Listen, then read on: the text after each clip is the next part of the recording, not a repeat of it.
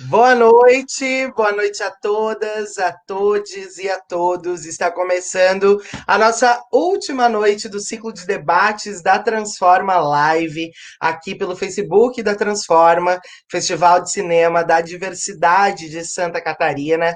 Estamos hoje recebendo aqui pessoas super especiais, diretores, trabalhadores do cinema, né, pessoas que movem aí as temáticas da diversidade de gênero, da sexualidade, né? Temáticas tão importantes para debatermos através do cinema. E hoje o nosso debate com realizadores catarinenses de filmes LGBTQIA+.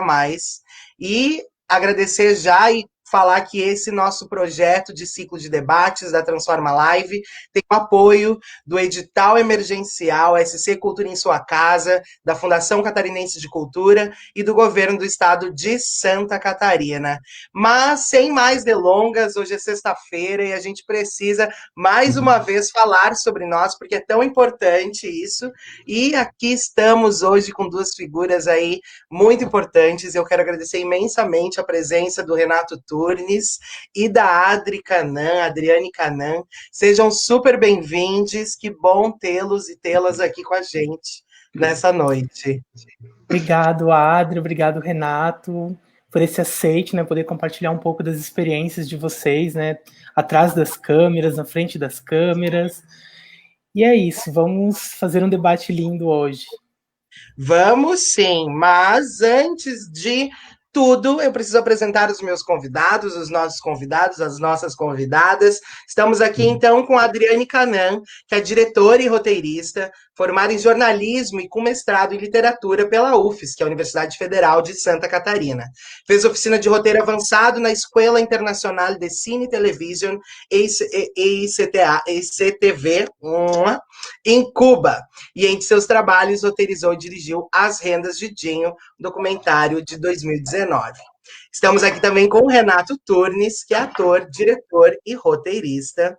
Entre seus trabalhos mais recentes em cinema, destaca-se o roteiro de Selma Depois da Chuva, curta-metragem que tem percorrido os mais importantes festivais internacionais de temática LGBTQIA+, e protagoniza ainda o filme Copy, de André Gevaerd, isso?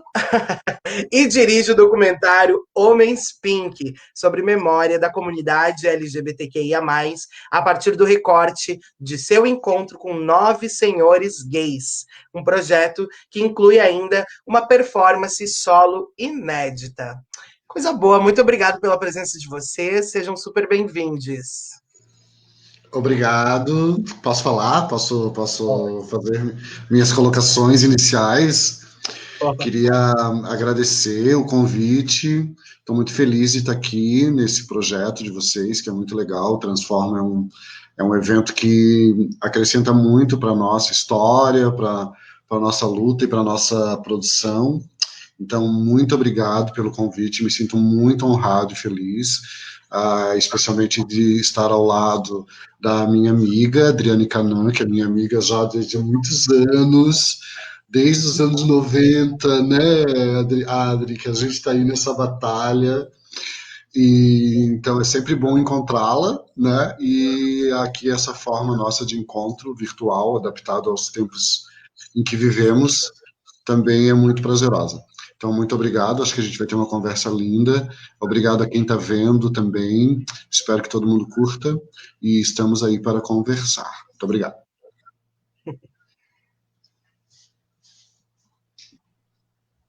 Ai, gente, que alegria, né? Renato, a gente se conhece há muitos anos mesmo. É uma alegria estar contigo aqui. Eu e o Renato fomos colegas de faculdade no CEART, na UDESC, em 1995, nas artes cênicas, e eu já era fã número 1 do Renato, e continuo. Piorei, sou fã número 100 e na proporção. Arthur e Thomas são grandes amigos também, que nos conhecemos em um momento de luta muito bonito, né, gente? Em um momento de luta pela cultura, na Ocupa Minc, lutando para que o Ministério da Cultura não fosse extinto, né? Conheci essas duas figuras e que bom que vocês existem, estão fazendo tanta coisa linda. Então, obrigada também por esse espaço. pela Transforma.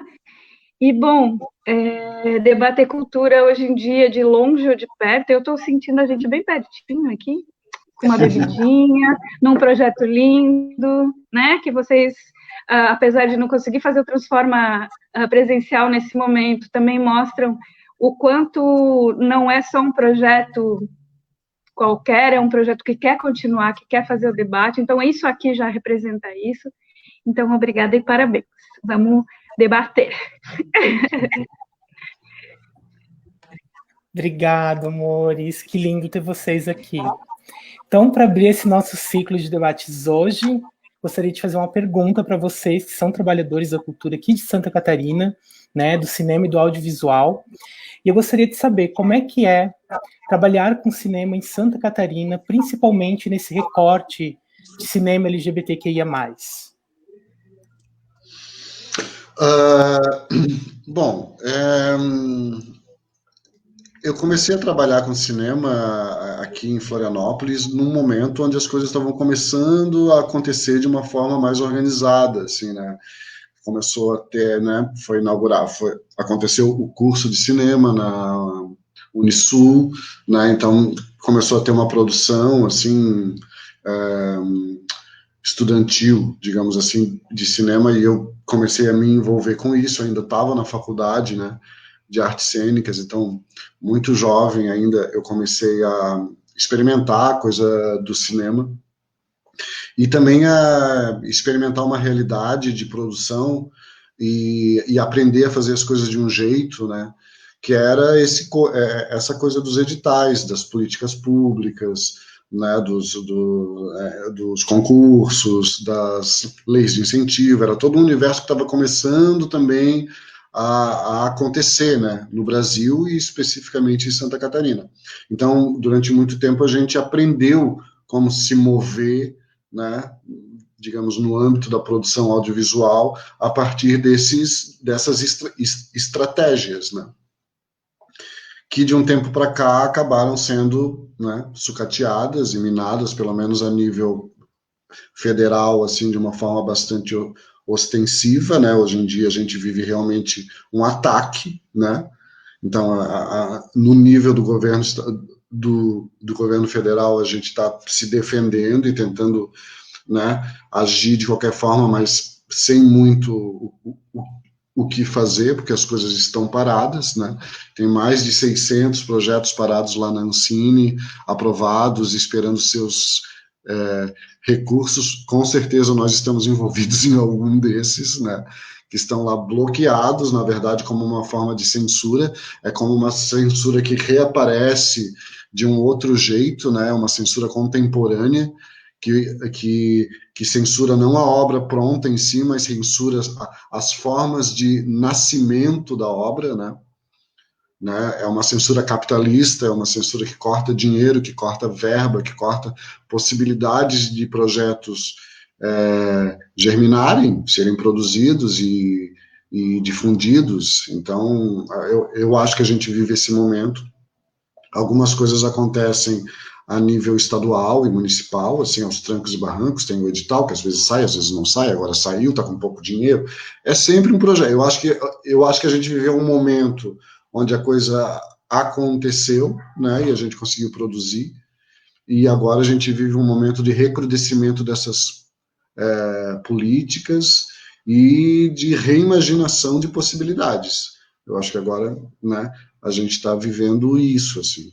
Em relação ao recorte LGBTQIA+, eu acho que é uma coisa que, pelo menos na minha história, aconteceu de forma natural, assim, tipo, né, em sendo um artista e em estar interessado em escrever e produzir coisas que dizem respeito à pessoa que eu sou e as minhas visões sobre o mundo, e inevitavelmente eu acabo recaindo em universos narrativos, estéticos e de linguagem que se enquadram nesse grande universo, né, que a gente trata aqui. Então, eu acho que a produção é a mesma. Eu acho que agora a gente vive, por trabalhar dentro desse universo, a gente traz para o governo que está aqui uma espécie de monstro, né?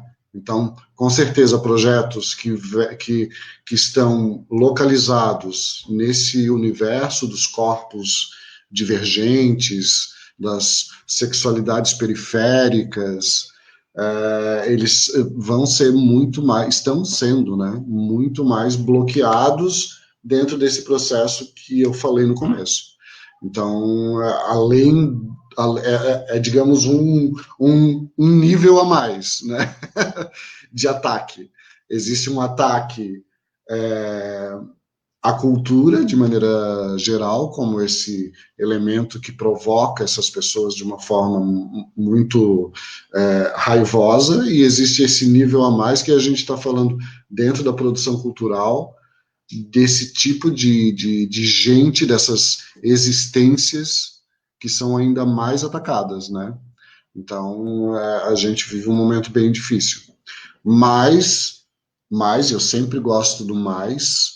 Eu acho que a gente viveu a vida toda se preparando para isso, e a gente tem defesas muito fortes e coraças muito pesadas, e não é qualquer bosta de fascista que vai nos derrubar.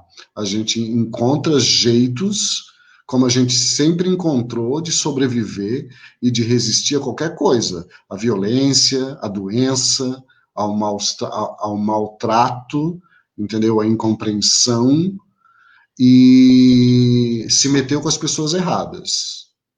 Porque a gente é muito foda, entendeu? E isso não vai ficar, isso não vai passar impunemente. A resposta virá, e a resposta virá em forma de arte, de beleza, de alegria, de cor, de música, de festa, de sexo, de tudo que representa e que são as nossas armas. É isso. É sobre isso, né? Adri, e para você, como é ser essa força toda no audiovisual catarinense? Eita, eu nem acho que eu sou muito, não. Eu estou também começando, eu acho que no cinema, o Dinho é meu primeiro filme que eu dirijo, né? Sozinha, digamos assim.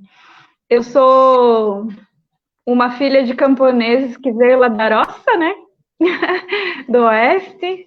E sempre, desde muito pequena, gostou de contar histórias, né? Desde muito criança, eu tinha na casa dos meus pais a Rádio Bergamota, que tinha um pé de bergamota atrás da casa, eu enfiava uma bergamota num pauzinho e ficava narrando de cima da bergamoteira tudo que acontecia na casa. E hoje eu me dou conta que eu fazia roteiros, né? Eu pegava um quadro do acontecimento do cotidiano e narrava, depois o outro, enfim. Mas eu venho de uma geração parecida com a do Renato, muito próximas, a gente é de idade, que é analógica, né? A gente, para fazer cinema, era muito sofrido, né? Quando a gente era jovem, digamos assim. Então, e para mim, né? Eu venho do interior, então era muito distante isso do cinema. O primeiro filme que eu vi na vida foi um Teixeirinha, filme do Teixeirinha, exibido no salão paroquial da minha cidade, num lençol amarrado nas pontas, assim. Cinema, para mim, eu só fui entender o que era não ver televisão preta e branca quando eu cheguei aqui com 19 anos, né? Na capital, e fui ver The Doors no Secuntur, com os meus amigos da faculdade, porque até o Doors, assim, para mim era meio distante, né? Que a pessoa, né, vinha de outra realidade que é tão importante quanto, mas então as minhas referências, elas foram vindo ao longo do tempo. Mas como eu gostava muito de contar histórias, acabei no jornalismo, fui jornalista de redação por muito tempo, e aí quando eu me formei em jornalismo, eu fui fazer artes cênicas, pedi reingresso para artes cênicas, fui encontrando essa gente massa, né? O Renato, tanta gente massa. Lembra, Renato, que a gente fez um curtinha num ônibus, em 1995, da Barata. A gente experimentava com aquelas câmeras Umatic gigantes, né? E era isso, assim. Então, para a nossa geração, eu sinto que, embora tenha sido um pouco mais fácil do que quem vem lá de trás, ainda assim, a gente chega nesse momento e ver, né, eu pelo menos tecnicamente me sinto sempre devendo alguma coisa, mas eu sempre gosto de contar histórias, então é nesse lugar que eu me coloco, assim, de uma pessoa que gosta de contar histórias. Eu não sei se eu sou ou não uma cineasta. Quando falam, cineasta, eu não sei, porque eu acho que não ainda. E nem sei, assim, se é isso, sabe? Mas eu gosto de contar histórias. Então, gosto de contar escrevendo, gosto de contar no rádio, gosto de contar no cinema, no audiovisual. Para mim, um pouco o cinema é isso, assim, a vontade de mostrar que todas as pessoas, de algum jeito, têm uma história para uma história massa, menos o pessoal do Bolsonaro, mas o resto todo mundo tem. Então, é isso. Eu acho que o que eu posso falar de mim é isso. Assim.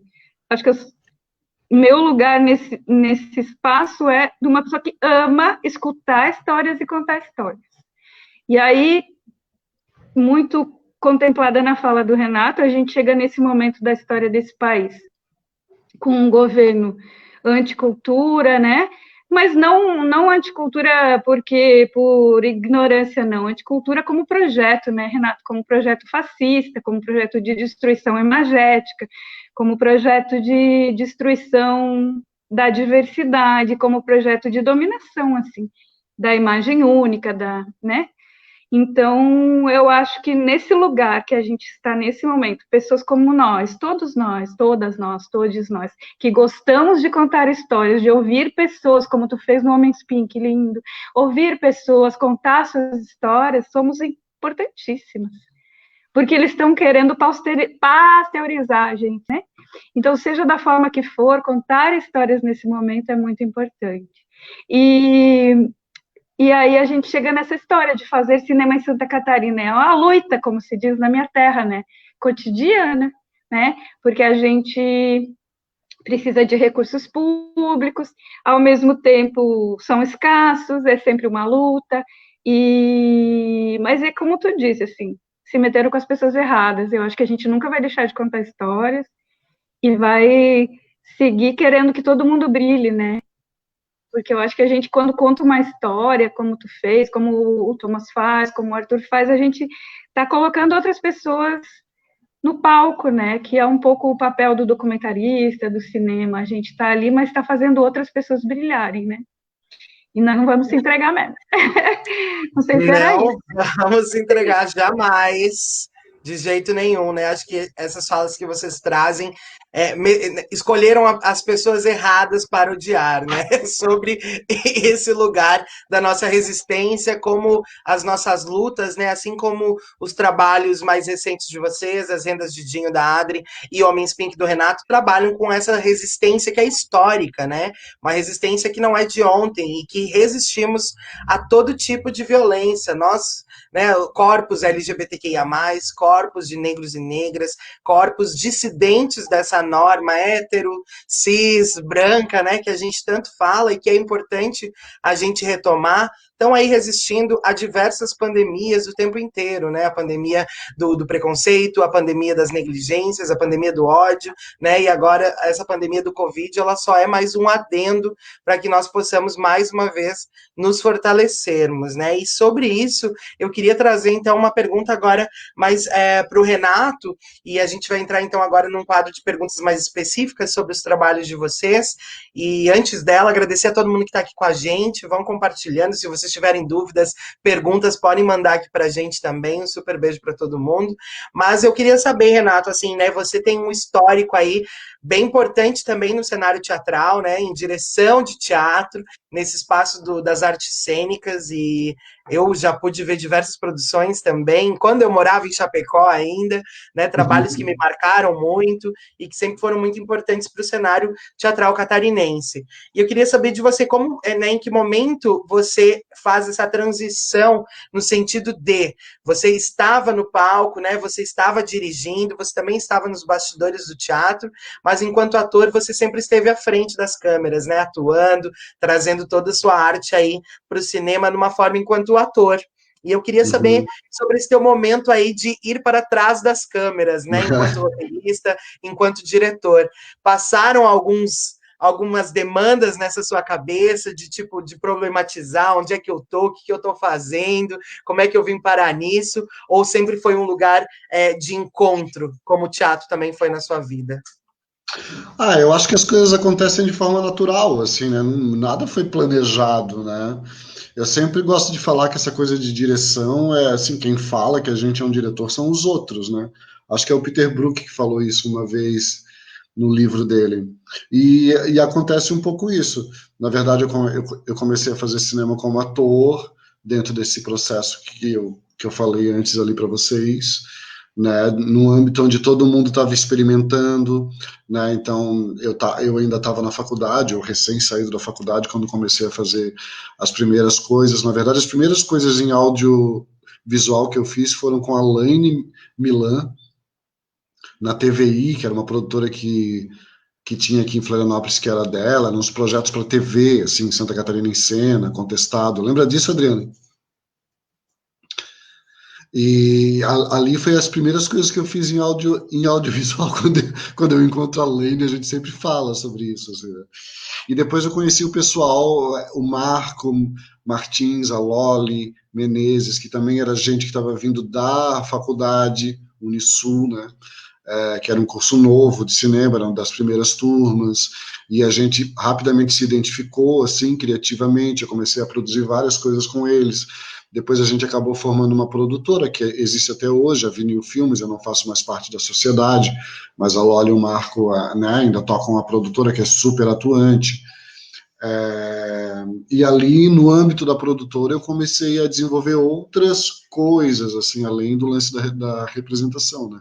Comecei a escrever, que era uma coisa que eu já fazia, né? E a dirigir. E ali, mas foi uma coisa natural, assim, as pessoas, sabe, tu vem com uma ideia, dentro de um processo, tu tá vivendo ali aquele processo e de repente as tuas ideias acabam entrando, as pessoas acabam acreditando de alguma forma em você, né, e dizendo, você pode dirigir, então eu vou dirigir. Então, né, eu comecei a dirigir, a escrever roteiro a partir de uma coisa natural, assim, né, um encaminhamento natural das coisas. Ainda me sinto, como diretor, mais inseguro do que como ator, né? Eu acho que como ator tipo assim, para mim é tão é meio idiota falar isso, mas tipo assim, para mim atuar é muito mais um jogo, é muito mais um jogo, né? Eu fico muito mais livre, me sinto muito mais livre, assim. Tipo, me sinto mais à vontade, parece que eu sei fazer melhor, sabe? Tipo assim.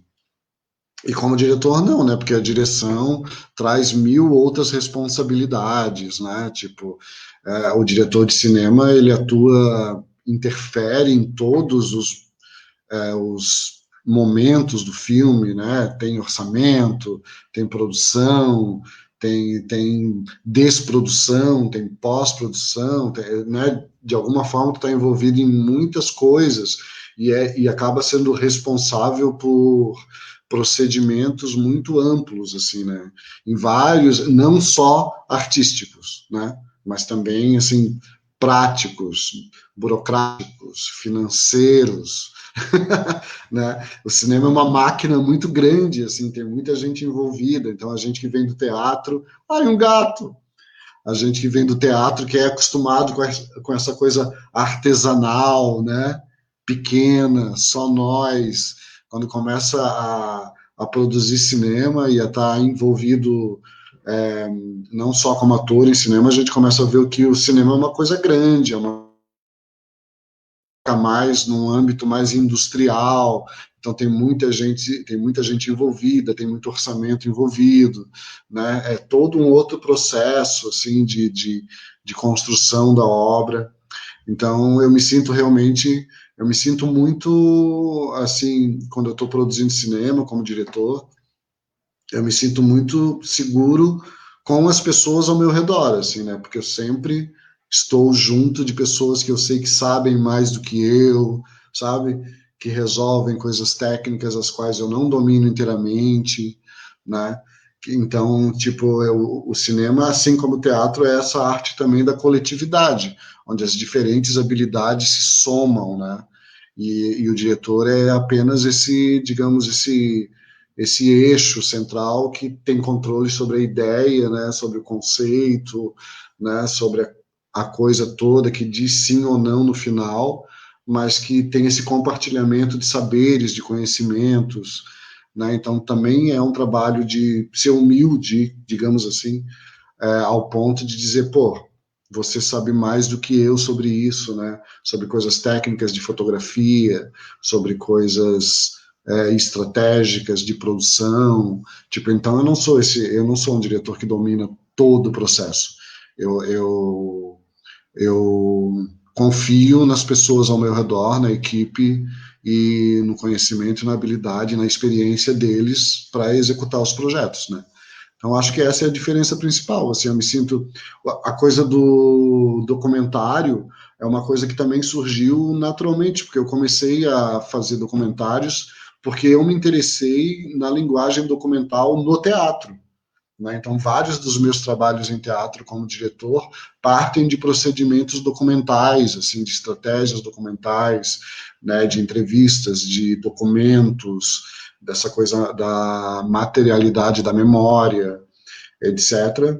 E isso, de certa forma, também acabou se relacionando. Eu sempre gostei de documentário e acabou sendo que eu acabei dirigindo documentários. E eu acho que as duas coisas, no teatro e no cinema, na minha história, se relacionam, né? Elas não estão separadas. Eu acho que o que eu faço em teatro e o que eu faço em audiovisual se conecta por diversas coisas, inclusive por essas metodologias de criação de cena e dramaturgia e narrativa que partem de experiências reais, de procedimentos documentais. Maravilhoso, Renato. Agora eu vou fazer uma perguntinha para a Adri, né? E Adri, quando você coloca que você veio do interior para a capital, eu também passei por esse processo na minha vida de crescer no interior, né? E chegar nessa Florianópolis e ser deslumbrado com tudo, que é tudo tão diferente das vivências interioranas, né? Eu gostaria de saber, né? Porque você começa essa tua trajetória aqui em Floripa no jornalismo, né? E nesse percurso acaba indo para o audiovisual, para o cinema, né? E a gente se conheceu no Ocupamink, né? Então a gente se conhece nesse momento de efervescência pela luta cultural aqui no Brasil, né? E a gente sabe que você tem envolvimento com várias outras lutas, né? Como a luta feminista, né? Principalmente a luta campesina, né?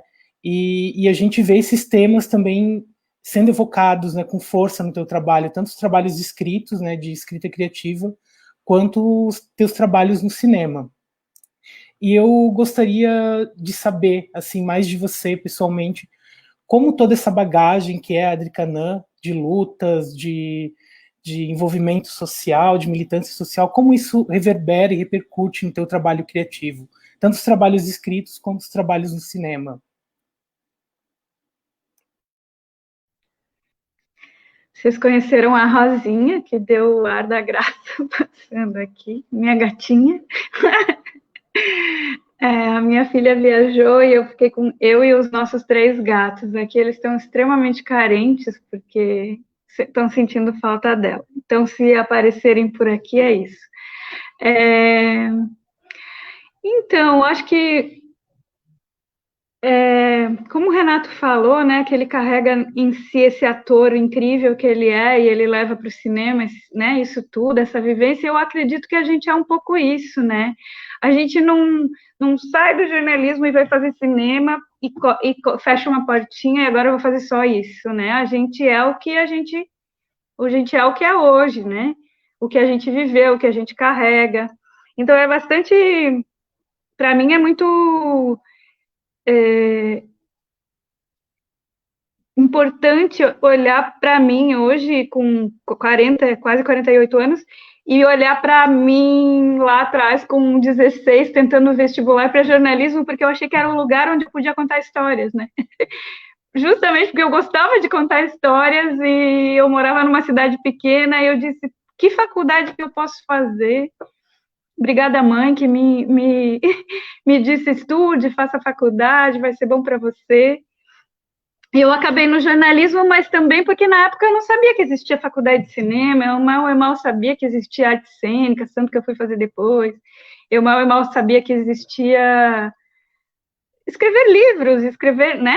Era distante da gente. Eu ganhava muito livro da minha mãe. A mãe é professora, né? Mas ainda assim, uma filha de camponês com professora de escola rural, assim, a gente não tinha o que se tem hoje de contato. Então, o jornalismo entrou na minha vida como um lugar de contar histórias, né? E eu amo jornalismo, amo ser jornalista, gosto muito da minha história no jornalismo e não deixei de ser jornalista para entrar no cinema, digamos assim. A gente é um pouco de tudo, né? A gente é o que carrega. E o jornalismo me ensinou muito nesse sentido da entrevista, da escuta, da busca, mas ao mesmo tempo o jornalismo burguês, eu falo jornalismo burguês, onde eu trabalhei há algum tempo, jornais, né, comerciais, ele é limitador, né, ele tem uma prática narrativa limitadora, e eu voltava às vezes da rua com histórias incríveis e queria escrever uma página inteira, porque aquela personagem era incrível, imagina, né, um Dinho da vida que tu vai entrevistar e o teu editor te diz 10 linhas, Adriane, quer dizer, até dá para escrever um mini conto sobre o Dinho em 10 linhas, mas né, no jornalismo tu não pode escrever um mini conto.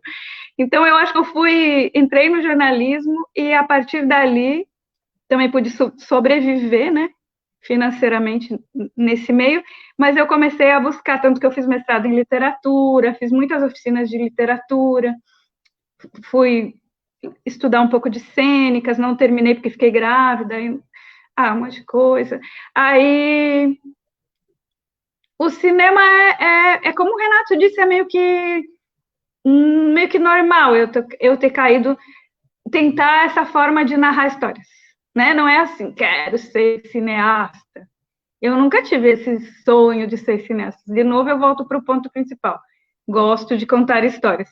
Seja lá da dona Terezinha, lá de Mafra, que é uma senhora camponesa de 78 anos, Aldinho, né? Eu gosto de histórias de pessoas de verdade. Então, eu acho que é isso, assim, se a minha vivência, tanto na luta do campesinato, quanto na vivência urbana, feminista e tal, acho que o que elas aportam na minha trajetória é acrescentar olhares sobre o mundo, né? Tentar que as minhas narrativas sejam cada vez mais profundas, não no sentido intelectualoide, mas no sentido de humanidade, né? Acho que é isso. Não sei se respondi. E como o Renato também, como o Renato disse, eu também sou, assim, domino muito pouco técnica, né? Então é isso também. Entender que a gente não faz tudo e que a gente pode dividir. É isso. Acho que é isso. Maravilha, Adri. E é isso, né? Não tem como a gente fugir do que a gente é, né? Do que a gente tem de bagagem, do que a gente, sei lá, vivencia, é sobre as nossas vivências e sobre as nossas vontades, né? E nada mais justo que a gente possa ter essa liberdade de escolha. Então, É sobre isso também. já que tu falou isso, Mas, Arthur, também, porque a gente vive num mundo, por exemplo, quem vem do interior, ou esses corpos divergentes que o Renato citou antes, né, a negritude, as questões LGBTQIA+, a gente é meio que direcionado a um padrão, né?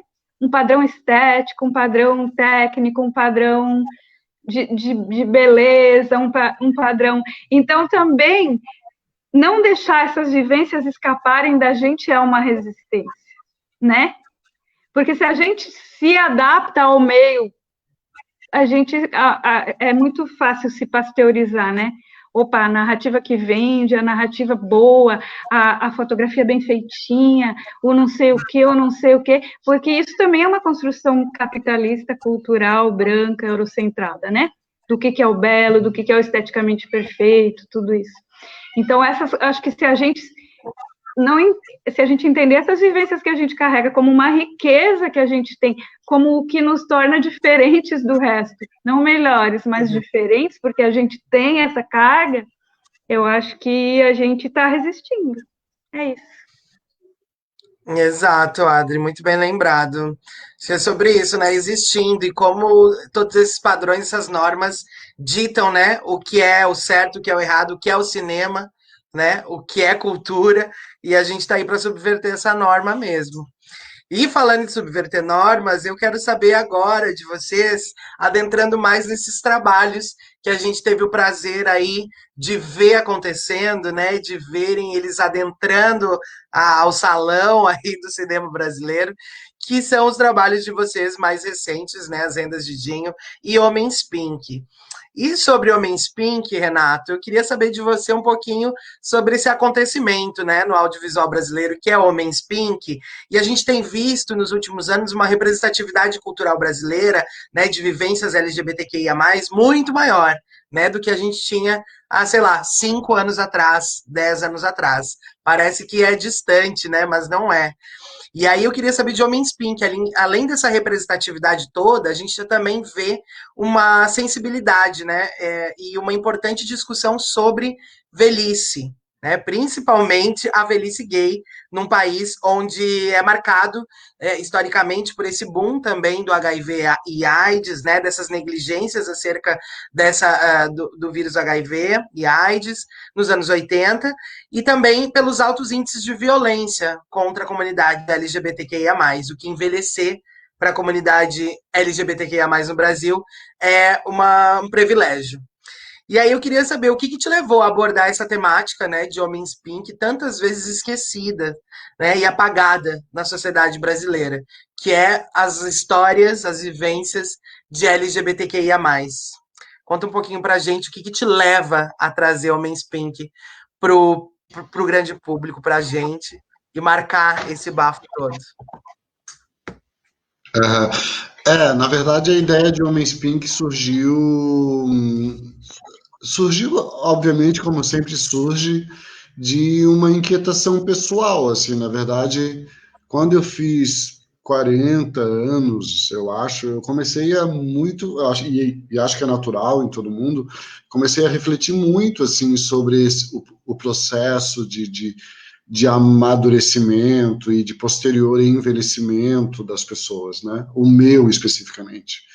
E comecei a questionar, assim, né? Porque quando a gente vai envelhecendo, várias questões que a juventude não concebe vêm à tona, né? Tipo, várias inseguranças sobre o futuro, sobre como vai ser, sobre saúde, sobre corpo, sobre afetividade, né?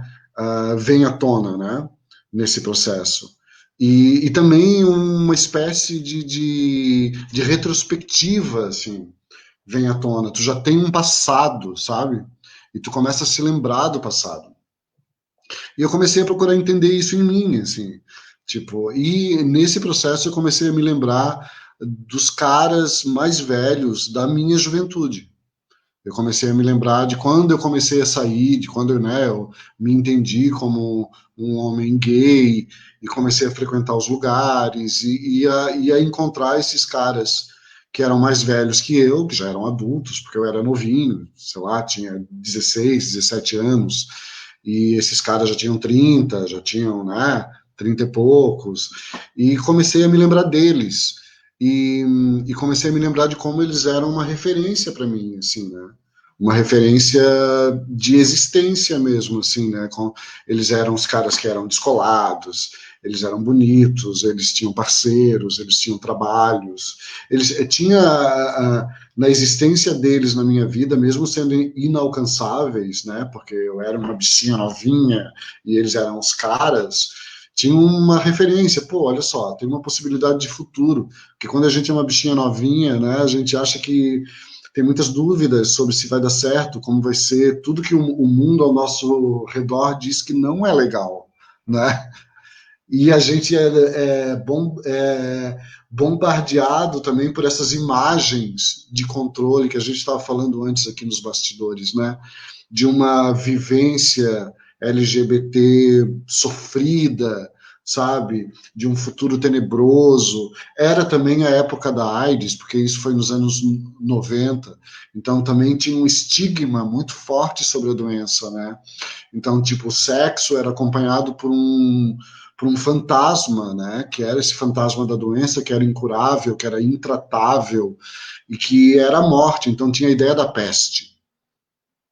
E tinha todas essas imagens de controle pairando sobre a minha iniciação como um ser sexual e afetivo, né? E esses homens serviam como uma espécie de referência, assim, tipo, né? De que poderia dar certo, de que eles estavam ali, de que eles se divertiam. Eles eram uma espécie de mestres, assim, que diziam como a gente tinha que se comportar, que música a gente tinha que escutar, que artista que era legal a gente admirar, sabe? Os códigos da comunidade, eles eram esses portadores, né? Eles eram esses mestres do saber, como eu digo, né?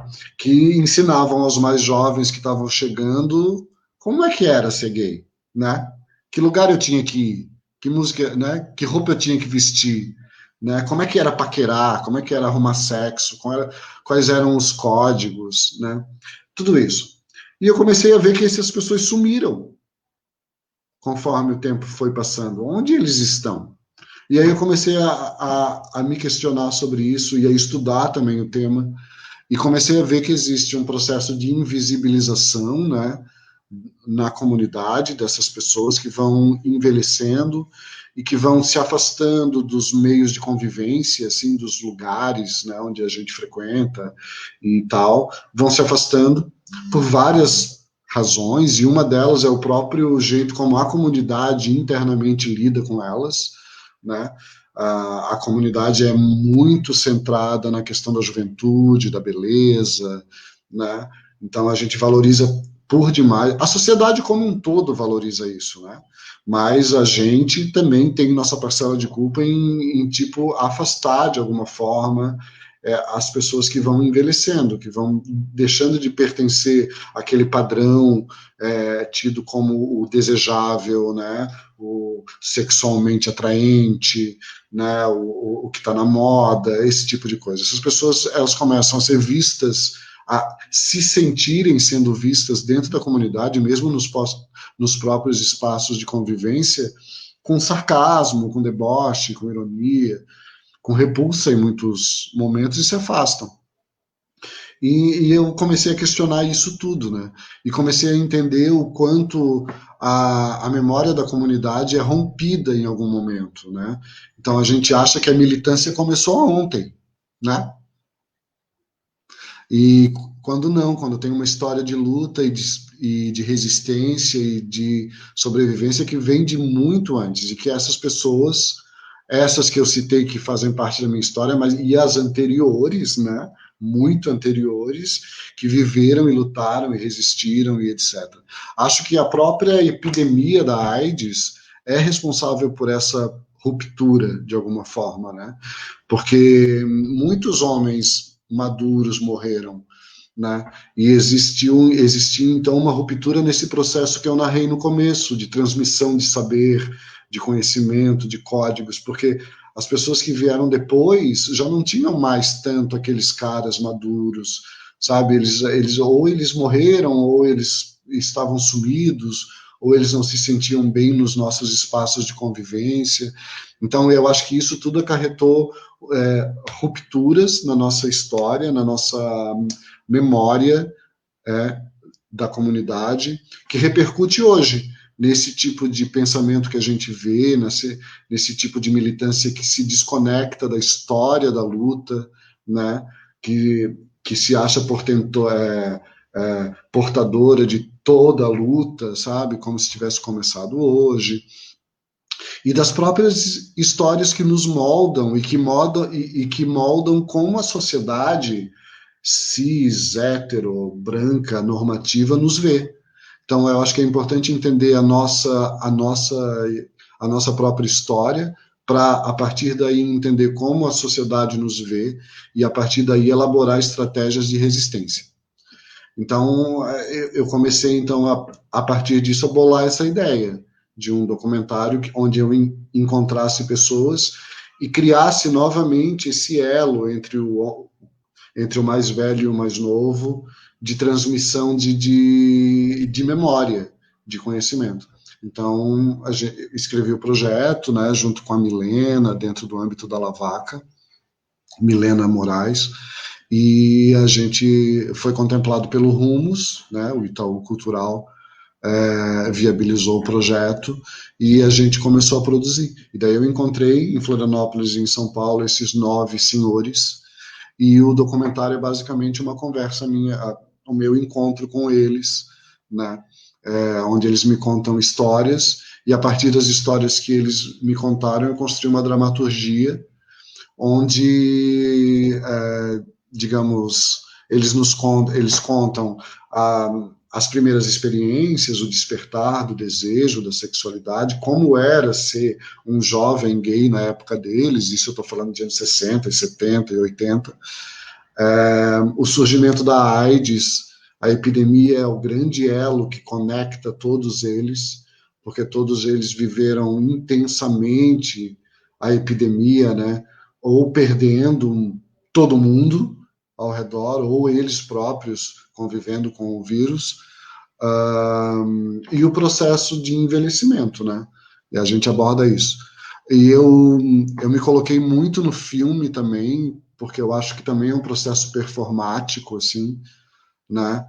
Então eu me deixo ser tocado pelas histórias que eles me contam e expresso isso de alguma forma. E eu pensei que o filme e o projeto, porque tem a performance também, que ainda está inédita, seria sobre envelhecer, mas eu acho que depois eu percebi que o filme é sobre memória, né? E só tem memória quem envelhece. Então, tipo, as coisas estão conectadas, né? Mas eu acho que o projeto, hoje eu encaro ele como um filme sobre a memória da comunidade, da nossa comunidade, a partir do ponto de vista de quem foi a gente, né, de toda essa história que nos fez chegar até aqui e está tendo hoje essa conversa, sabe? Um pouco isso. Que maravilhosa essa troca, Renato. E sabe, você falou da questão da memória, é um assunto que eu sou muito sensível, né? Com essa questão da memória e da preservação das memórias todas, né? Principalmente dentro do movimento LGBT e da comunidade, da população LGBT, né? Porque isso não é uma questão só da comunidade LGBT, né? A gente percebe isso também na população preta, nas mulheres, população de mulheres, né? Essa norma que reina, digamos assim, dentro do Brasil, tem uma tendência a apagar as nossas memórias e as nossas vivências, histórias, né? E é muito louco, assim, pensar que, por exemplo, o Dinho, eu estou aqui em Florianópolis há 10 anos e a primeira vez que eu fiquei sabendo da existência do Dinho, e é uma figura ali com uma trajetória tão grande também, foi através do documentário dirigido pela Adri. Então, assim, isso é um reflexo também desse apagamento que acontece, né, dentro do Brasil, assim, tem inúmeros outros casos, se a gente pegar ali o descaso do poder público, com museus, né, com um desmonte do fã, por exemplo, e pensar também que, pensando assim, em comunidade LGBT, a gente tem um museu, que é o Museu da Diversidade de São Paulo, que é o único do Brasil, que é o segundo da América Latina, né? Ele tem esse compromisso em salvaguardar as nossas memórias, as nossas vivências e as nossas histórias, e eternizar elas, né, para gerações que estão por vir. E sabe, é um museu a nível nacional, né, que tem toda essa função zona nas costas de preservar tudo, toda essa vivência, né, toda essa potência da comunidade. Então, acho muito lindo conhecer mais do processo de Homens Pink, saber que tem esse comprometimento também com essas memórias, né, e que é um filme que vai acabar eternizando figuras tão importantes para a história do movimento LGBT. A gente citou um pouco o Dinho aqui, né, então vou perguntar agora para a Adri também. Primeiro, eu gostaria de dizer que foi incrível conhecer essa figura do Dinho pelo documentário. Eu não conheço ele pessoalmente ainda, eu quero conhecer. Mas para quem não assistiu o filme ainda, o Dinho é um homem que está nesse processo de envelhecência também, né? Drag queen, rendeiro, do sul da ilha de Santa Catarina, uma região que é super conservadora e que também carrega fortemente as tradições açorianas, né, da colonização aqui de Florianópolis.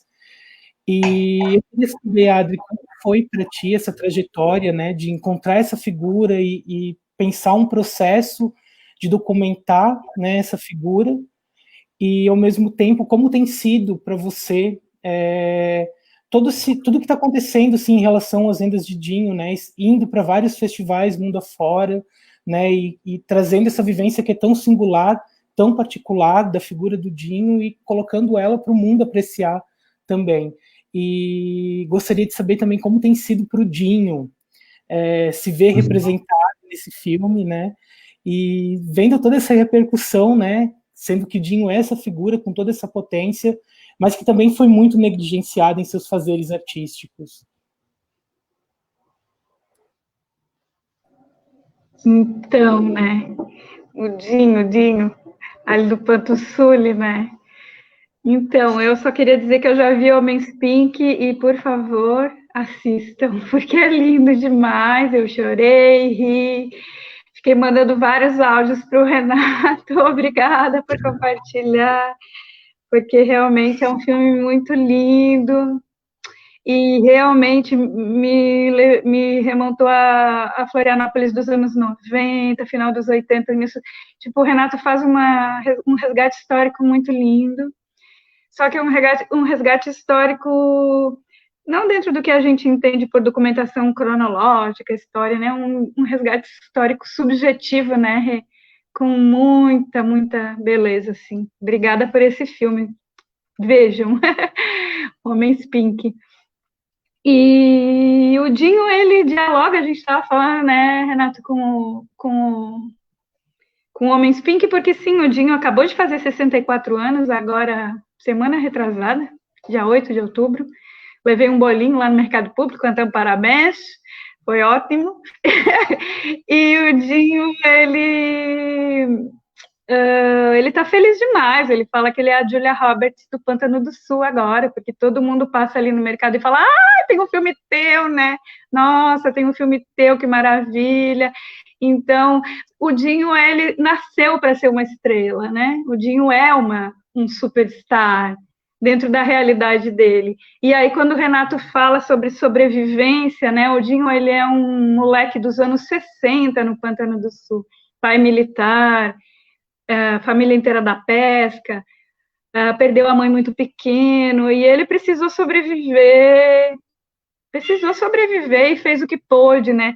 E criou eu acho maravilhoso que o Dinho criou um mundo superlativo, né? Eu acho que, enfim, vocês podem falar mais sobre isso, mas essa necessidade de criar um mundo quase que paralelo para a realidade tão dura que se vive, né? Com as durezas que é ser alguém que a sociedade não aceita, né?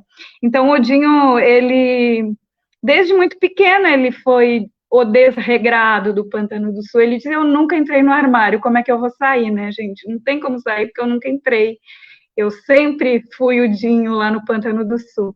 E a gente encontrou o Dinho, a Débora, que faz a direção de fotografia, ela era repórter fotográfica do jornal Notícias do Dia, e ela e a Edinara, que faz a coordenação de produção, fez pesquisa comigo, e também foi muito importante nas ideias do filme, nas ideias gerais e também subjetivas do filme.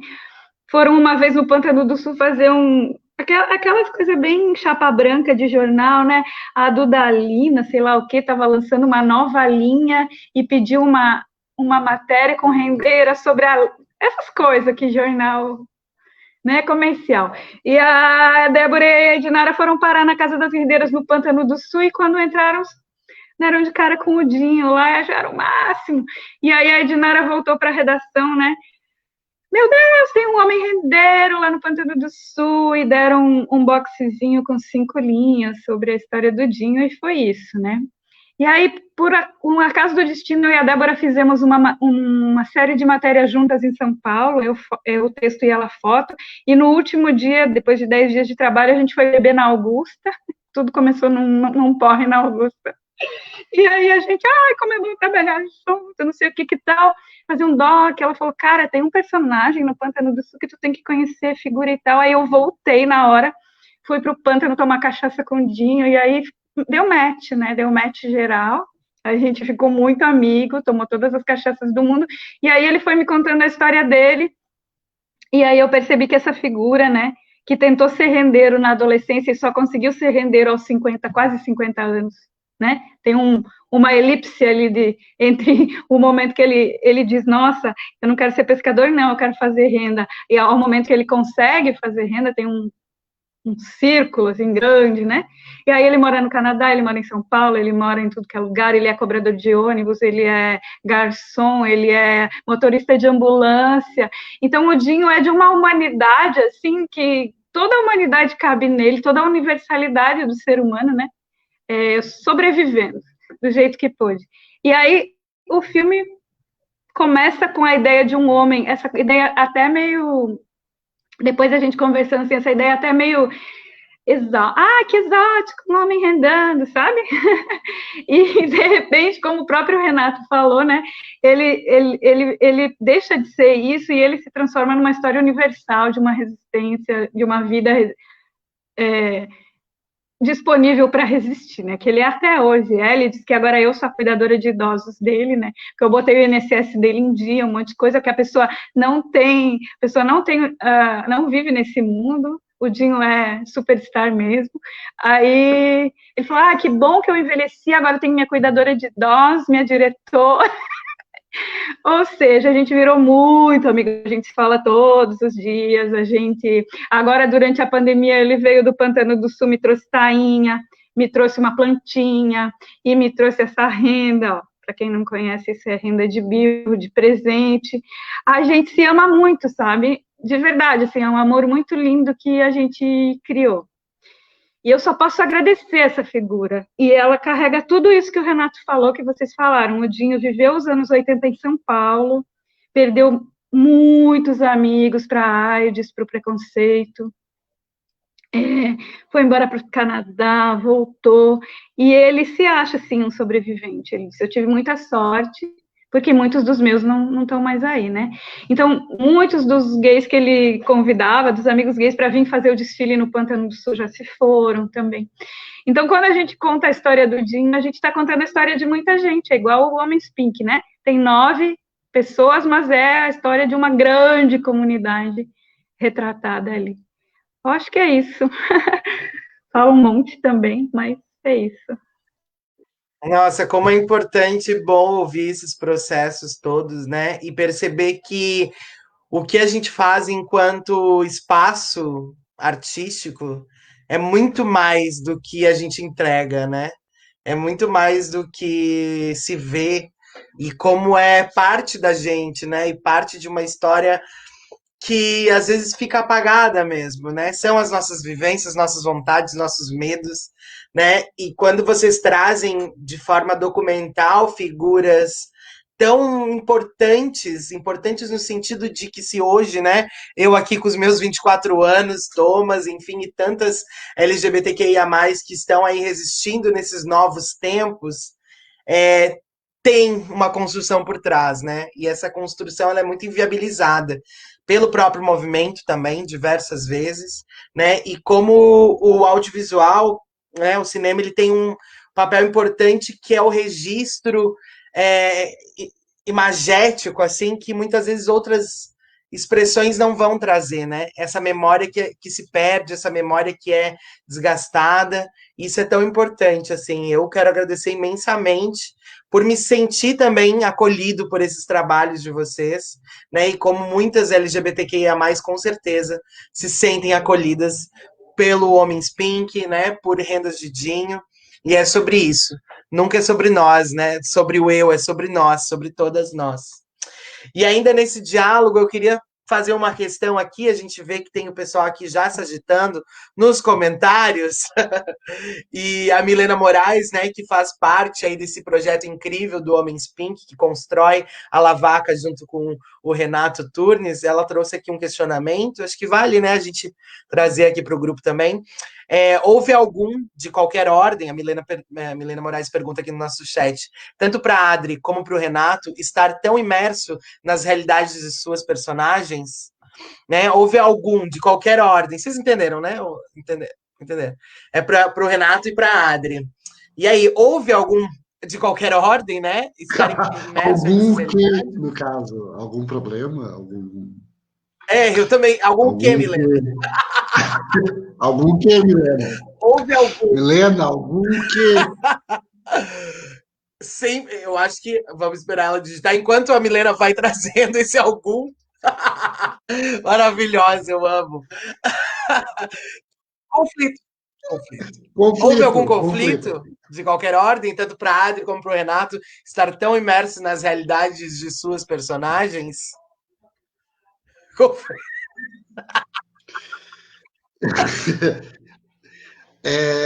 Conflito, cara, eu acho assim, né? Toda criação artística é repleta de conflitos, né?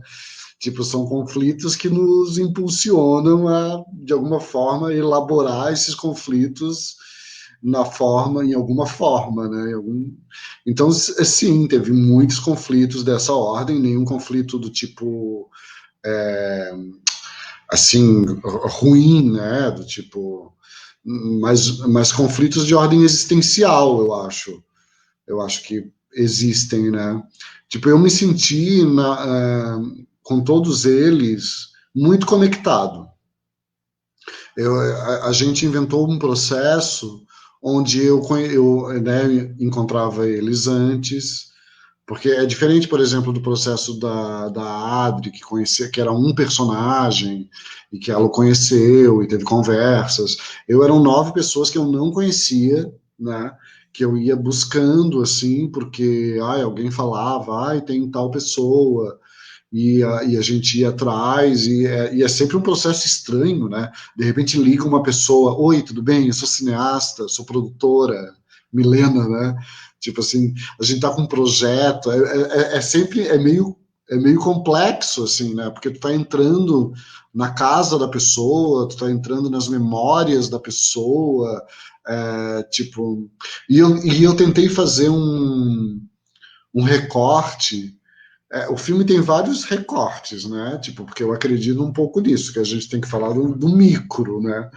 Tipo, eu não tentei abarcar toda a comunidade. Eu fui aonde eu mais me conectava, que eram homens gays, né? E também eu queria encontrar homens que fossem assumidos, porque existe muita história do gay velho que é meio enrustido, né, que teve uma vida dupla ou uma vida misteriosa. Isso é uma realidade muito comum, né? Até porque esses homens viveram suas sexualidades em épocas muito repressivas, né? Muito mais do que hoje. Então é perfeitamente compreensível, assim, que nem todos tenham tido a oportunidade as condições de viverem uma vida, sabe, dando a cara à tapa. E eu me interessava por esse tipo de personagem, porque eu queria contar a história de pessoas, dessas pessoas, né, de pessoas que lutaram, que resistiram, que sobreviveram. Então eu busquei esse tipo de gente. E então era um processo um pouco assim, né, de eu conquistar essa pessoa, né? Então a pessoa primeiro se interessava por isso, geralmente a gente chegava por algum conhecimento, alguém que conhece, um amigo em comum, alguém que para chegar com alguma coisa, né? E daí eu marcava um encontro para explicar o projeto com essa pessoa. E nesse encontro, usava todas as minhas estratégias de conquista, né? Todo o meu charme da maturidade e, e convencia essa pessoa de que ela estava num ambiente confortável, sabe? Eu acredito muito na construção de um ambiente de confiança, né? E de honestidade, de sinceridade, e também numa conexão entre nós. Eu me sentia muito refletido nessas pessoas. E eu gostaria que elas também sentissem em mim um irmão, né? Tipo, eu tenho muito essa ideia de irmandade, assim, que eu acho que a comunidade um pouco despreza, né? a gente criou muito essas estratégias de sobrevivência, que é o veneno, que é o deboche, que é não sei o que são muito válidas e que devem ser fortalecidas, porque é a forma que a gente tem para, né, para se defender dos ataques que a gente sofre. Tem muito fogo amigo, né? A gente muito se detona entre a gente, assim. E eu queria ressaltar uma ideia de irmandade, que é essa ideia de comunidade, de que nós estamos aqui uns pelos outros, né? E essas pessoas trazem isso, e eu tentei me conectar com elas dessa forma, né? E saber assim, olha, nós somos nós somos os mesmos, nós vivemos a mesma luta, temos uma existência parecida, pode contar comigo, sabe? Então, tipo, eu acho que essa é uma estratégia que a gente deve enfatizar entre a gente e que eu tentei construir com eles. E deu certo, assim, de alguma forma, eles se sentiram muito à vontade comigo e eu com eles. O que resultou em conversas muito profundas, do tipo, contarem coisas que nunca tinham contado para ninguém.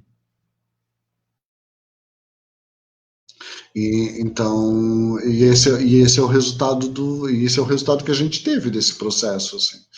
Então, os conflitos eles foram surgindo, digamos assim, na ordem da produtividade, da criatividade, assim, sabe? Como disparadores de processos criativos, assim.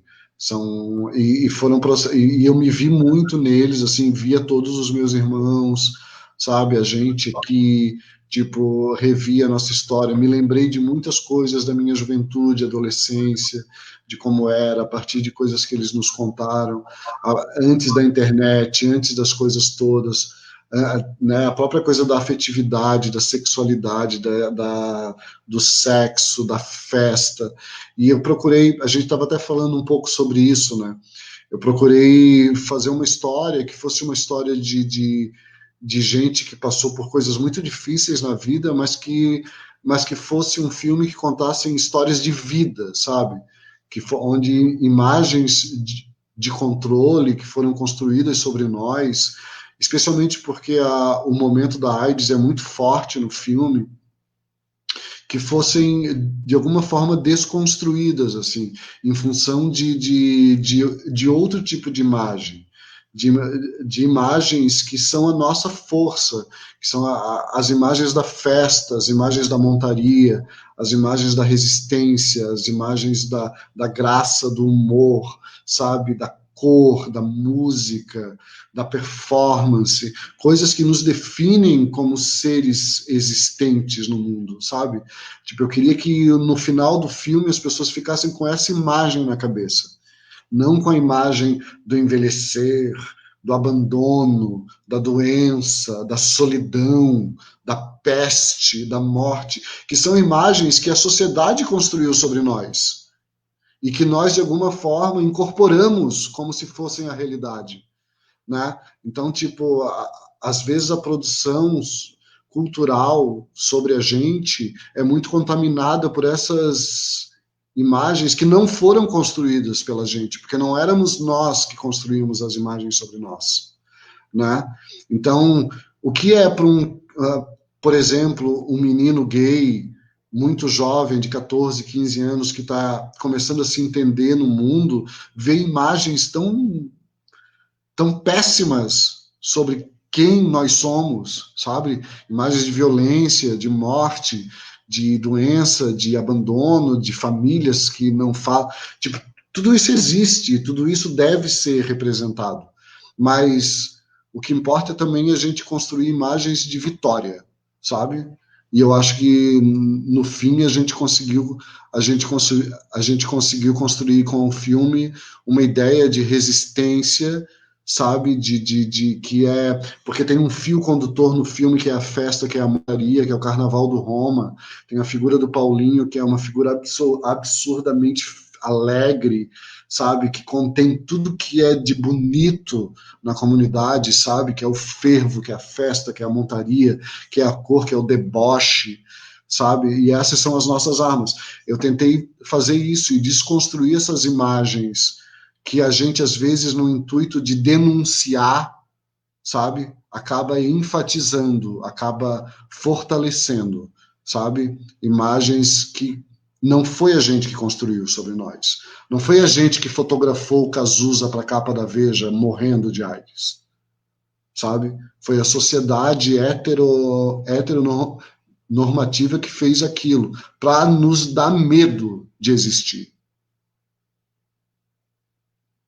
Então, Exato, Renato. Então, eu acho que a gente tem a produção cultural sobre a nossa comunidade tem se transformado muito. A gente vê materiais muito bons, uma série como Pose, por exemplo, ou como outros diversos filmes e séries que estão acontecendo, já estão trazendo uma visão que é a nossa visão. Nós estamos construindo as imagens que nós queremos que o mundo veja sobre nós.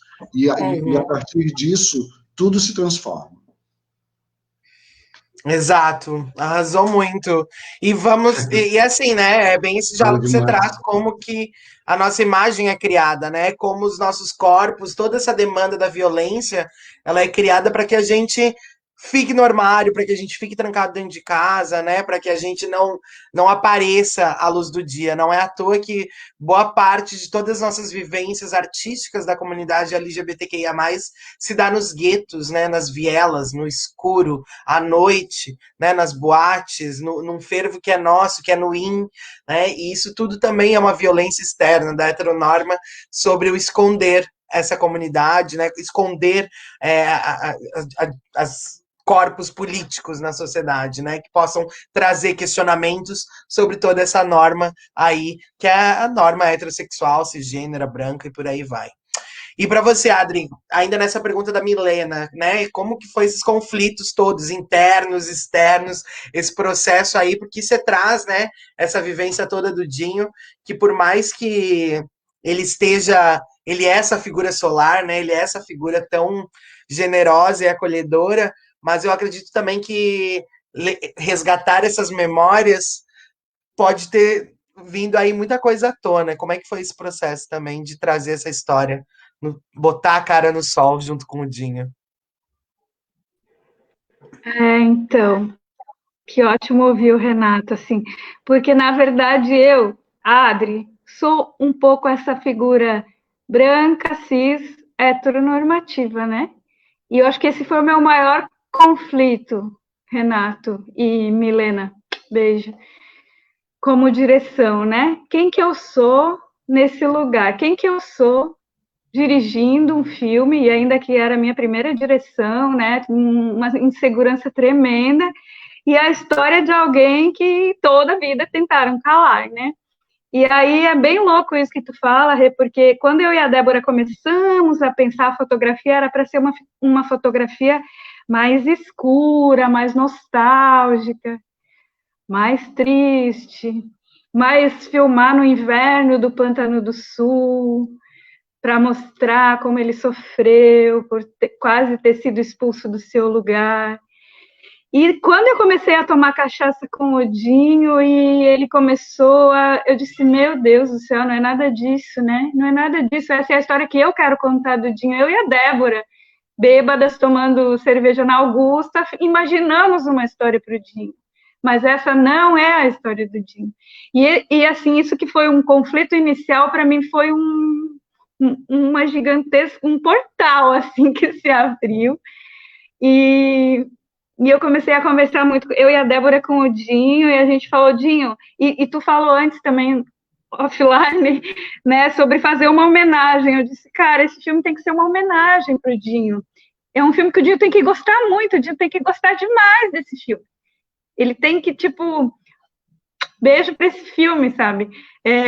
Pode a comunidade do cinema detestar, pode nenhum espectador gostar, mas se o Dinho gostar, é isso que tem que ser. E para o Dinho gostar, então a gente optou, principalmente para o Dinho participar muito ativamente. Então, eu disse, Dinho, quem que tu quer convidar? Então, o Dinho é um co-diretor, um coprodutor, um co-tudo no filme. Até uma vez me perguntaram, nossa, mas você se colocou pouco como diretor. Eu disse, bom, que bom então, né? Deu certo, que a gente planejou. Porque deixar o personagem se colocar também é um jeito de dirigir, né? Embora as pessoas achem que dirigir é ter todo o controle cênico e tudo, enfim. Mas isso é outro debate. E aí o Dinho, a gente definiu algumas estratégias, assim, mais de espaço dramático, né? O Dinho foi expulso de Floripa praticamente na juventude. Quando ele volta, ele vira a vitrine da cidade, porque ele renda ali no mercado público, não tem nenhum turista que não vai embora sem uma foto do Dinho rendando, né? Então, assim, hoje, aquela renda de bilro tradicional das senhorinhas é representada por um homem gay, né? Mundo afora. Então, assim, o Dinho rompe com várias questões aí. Então, a gente delimitou aquele espaço ali como espaço da vitrine. Então, a gente decidiu que a câmera ficaria do lado de fora e tal, mas que o Dinho faria o que ele quisesse lá dentro. A câmera a gente decidiu onde colocar. E o Dinho tomou conta, né? Cantou, fez o que quis. O outro espaço cênico é a casa dele, que a gente definiu como intimidade, que é uma casa muito pequena e onde ele convidou quem ele queria para a intimidade dele. Então, estão os amigos que ele perdeu, o ex-namorado que mora no Canadá, que eles são muito amigos. Toda essa história, né? E o outro espaço cênico é o espaço da praia, quando ele está montada e maravilhosa, comandando um espetáculo. E aí, a gente, como equipe, fotografia, direção, a gente definiu esses espaços cênicos e, a partir disso, começou a dialogar, Dinho, o que tu quer em cada lugar, né? E vamos em frente. Aí ele pirou, né? E assim, eu não queria que a montagem dele parecesse aquela coisa meio jornalística, assim, eu tenho um personagem que se monta, vamos acompanhar, né? Aquela coisa meio assim. Então eu não pedi isso para ele.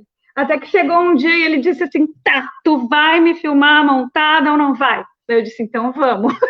Então, assim, o Dinho tomou muitas decisões no filme, sabe? E foi incrível, foi muito incrível. E aí ele me mandava o WhatsApp de madrugada, assim, eu já estava dizendo, Dinho, tipo, é a hora de eu dormir, assim. Ele mandava o WhatsApp, eu atendia ele. Adri, aquela cena da praia, eu estava pensando assim, eu vou estar montado, caminhando na praia, as pessoas vão estar vindo do Costão e do Pântano e ali do Arante, e elas vão me encontrar, aí tu vens com a câmera e tu faz as perguntas. Bem manezinho, né? E assim, estás me dirigindo, né? Ele inverteu, tipo assim, ele estava sonhando com o filme, e tipo, eu fiquei muito feliz com isso, porque o Dinho sempre foi um artista, o Dinho é um produtor cultural, o Dinho é um agente cultural, o Dinho fez um carnaval gigante no Pântano do Sul, então ele tinha muita legitimidade de dirigir também o próprio filme, de escolher cenografia, de escolher como que ele queria se movimentar, e quem já viu o filme sabe que ele domina a cena, né? Eu amo que ele olha e fala assim, Carlinhos, chama a ilha, toma uma cervejinha, levanta. Um domínio cênico que, tipo, eu tinha muito medo de engavetar, de botar num quadradinho. Então, assim, eu aprendi muito nesse processo, gosto muito do resultado. E o primeiro corte, não, acho que o terceiro ou quarto corte já, quando eu e o Alan Stone, grande montador, Langdon, eu disse, Alan, eu vou mostrar para o Dinho, assim, que daí se ele não gostar de alguma coisa, a gente vai tirar, porque, tipo assim, para mim era muito importante que ele gostasse. Daí eu fui lá no mercado público, com o meu computador, e a gente assistiu, e ele falou, e amei, chorou, aí eu falei, beleza, então é isso mesmo, e é isso, o processo foi mais ou menos isso, e uma equipe incrível também, né, que assumiu muito essa narrativa. Acho que é isso. E é incrível mesmo, né? E como é bom quando a gente pode ser agente da nossa própria voz também, né? Acho que isso é muito importante. E saber quem somos nós na fila do pão, né? Diante de tudo isso. Porque a luta das mulheres, né? A luta das LGBTQIA+, de negros e negras, indígenas, quilombolas, corpos dissidentes dessa norma, né? Que vem do homem branco cisgênero. Nós estamos aí, farinha do mesmo saco, se juntando para que a gente possa, de fato, construir uma sociedade plural, ética, acolhedora, né, Adri? E o seu trabalho é super louvável por isso, porque você sabe o que você faz, né? Você sabe onde você tá, né? E você sabe como que a gente tá juntas nesse bafo todo. E não é à toa que As Vendas de Dinho é um filme que, sim, dá voz por uma figura que por muito tempo, né, sempre falou, sempre existiu, né, sempre bateu seu tamanco, sempre esteve ali revolucionando a ilha de Santa Catarina, mas que com todo esse trabalho do filme pôde mais uma vez e talvez de fato ser ouvido, né? E essa é a potência do audiovisual, essa é a potência dos nossos trabalhos artísticos e dessa generosidade toda que você tem, esse trabalho incrível que você faz. Meus amores, a gente poderia ficar horas aqui falando, porque tá tão bom esse papo, né? Além de colegas aí de classe, além de colegas da cultura, somos amigos, né? Amigas, estamos juntas, já estivemos juntas em diversos momentos tão revolucionários dessa Santa Catarina, dessa Florianópolis, e estaremos em muitos outros, porque a nossa luta, ela sempre continua. E é muito feliz de estar aqui com vocês essa noite, muito feliz de dizer que também sou amiga de vocês, que aprecio o trabalho de vocês, e a Transforma está sempre de portas abertas para tudo que vocês puderem potencializar aí por essa vida. Estamos juntos e vida longa às produções que vocês possam nos trazer. Muito obrigada, é isso que eu tenho que agradecer nesse momento. E acho que é isso, né? Esse nosso ciclo de debates essa semana pôde aproximar muitas figuras aí que são importantes e necessárias para o audiovisual brasileiro e para a resistência, né, LGBTQIA+. Então, muito obrigado por essas trocas. Me sinto super contemplado na fala do Arthur. Foi muito maravilhoso poder fazer essa troca com vocês aqui, né? Que é uma troca que a gente está fazendo em live, mas que a gente faz constantemente ali, né? No dia a dia, nos momentos que a gente se encontra, nas militâncias que a gente está ali construindo e tal. E que bom ter vocês aqui com a gente, compartilhando mais de perto, assim, com o coração aberto mesmo, esse processo tão lindo que os dois passaram e estão passando ainda, né, porque os filmes estão nessa trajetória de festivais agora, né, atingindo outras pessoas em outras partes desse planetão que a gente vive, né. Muito obrigado mesmo, muito obrigado por estarem aí conosco. Eu quero agradecer, né, em primeiro lugar, o convite e dizer que fiquei muito feliz de conversar com vocês e com quem está nos assistindo. Queria dizer que o Homens Pink vai estar em novembro online, para quem quiser assistir. Ele vai participar de 2 festivais bem legais. Um é o DIGO, que é o Festival Internacional da Diversidade de Gênero e Sexual de Goiás, e outro é o Mix Brasil, que é o festival mais tradicional aí. Tem 28 anos, é a 28ª edição. Então ele vai estar online, quem quiser, sei lá, me seguir nas redes, ou seguir a Lavaca nas redes, a Vinil Filmes, que é coprodutora do filme, né? Também a gente vai estar divulgando, né, para quem quiser ver. Tem uma live com os Homens Pink também, que a gente fez antes da estreia, porque o filme estreou no Fã recentemente. A gente fez uma live com todos os 9 Homens Pink, foi maravilhoso, um grande bafo, acho que serve muito como quem quiser ver o filme e depois assistir a live, assim, tipo, é muito massa. E só isso, eu acho que a Rendas de Dinho também vai estar por aí, a Adri pode falar. São filmes que se conectam de muitas formas, não só temáticas, mas também conceituais, as abordagens são semelhantes. Eu acho que a Adri trabalhou muito isso que eu discuti aqui com vocês, sobre uma visão de desfazer certas imagens de controle construídas sobre nós e de enfatizar histórias de vida e não de morte. Então, acho que os 2 filmes se conectam em muitos aspectos. É muito bom estar junto com a Adri aqui, tá bom? Um grande beijo para todo mundo. Tchau, tchau. Bom, então, só para dizer graças também, é muito, muito, muito legal. Parece que a gente está no boteco batendo papo, né? Nesse momento tão difícil, que bom tê-las perto. E eu estava me lembrando aqui que vocês falaram sobre memória, né? Tem uns anos atrás, em 2017, eu rodei o país fazendo um outro doc que se chama Arpilheiras Bordando a Resistência, que é sobre mulheres, né? E eu fui para tudo que é canto desse país, do interiorzão da Amazônia ao interior do Cerrado, ao interior do Rio Grande do Sul. E em cada cidadezinha, biboquinha, pequenininha que eu ia na praça. Eu adoro ir na praça das cidades, assim, ver o que está acontecendo e tal. E, invariavelmente, toda a praça tinha o busto de um homem. né? Então, assim, não querem apagar todas as memórias, querem apagar algumas memórias, porque tem memórias que sempre são lembradas, né? E isso é importante a gente pensar. Quem que dá nome às ruas, quem que dá nome, quem que está em estátua, né? Não estão as mulheres, não estão os LGBTQIA+, não estão os negros, né? Então, o apagamento da memória é um projeto político, né? Que é de muitos anos, que é colonialista, não estão os índios, né? Então, essa resistência que a gente faz parece pequena, mas é gigante, né? Contando outras histórias. E também dizer que o Dinho vai estar com o Homens Pink no Digo, também bem feliz de estar online no Festival de Goiás. E a gente vai estar online num festival da Alemanha, bem massa, que mandaram a tradução em alemão, o Dinho se matou, assim, gente, que chique que eu sou. E a gente vai estar também num festival em Xangai, na China. Daí, quando eu avisei ele tomou um pileque e me ligou falando chinês. Ding long, lang long. Aí eu falei, cara, não é assim. Ele falou, ai, o meu chinês não tá bom, né? Ele é essa figura maravilhosa, sabe? Que se diverte com a vida. E aí eu gostaria só de encerrar dizendo, Renato, que também nos contaram uma vez, e isso é uma construção eurocêntrica, profundamente eurocêntrica, que a alegria não tem valor. Que a alegria não tem valor filosófico, que a alegria, que a cor não tem valor. E os nossos personagens mostram o contrário, né?